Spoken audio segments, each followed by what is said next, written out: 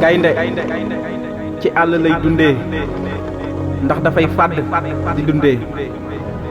yàpp wata boor lay dundee noonu la ko yàlla bindee gaynde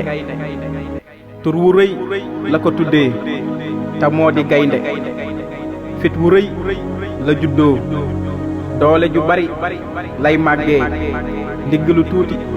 dënn bu rëy noonu la bindoo gaynde mbindaa fon bu taxaw ci kanamam bu la fàddee nga xam ne tur wa wuyu na boroomam te moo di gaynde fu ko neex lay aw te du tiit ba daw gaynde fu ko gëmmentu fekk mën na faa nelaw ba yandoor gaynde mala bu dul moom bu ko dee reere léegi mu fande ndax moo ko fay fekk gàttal aw fanam mbër mi moo di gaynde ñay ñemewu ko te ragalul jasit te dafay xiiru noor nawet sattu mbar ak digg wax set gaynde dana dox fajar dana dox suba dana dox njolloor ak digg njolloor dana dox tàkkusaani kaw tàkkusaani suuf dana dox timis dana dox geewe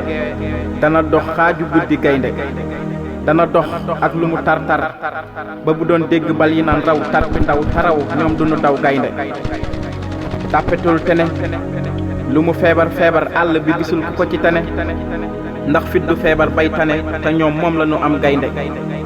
bu leen kenn léegu ndax bu ñu yoroon fitu ko rep ba ñu juddoo la ñuy dee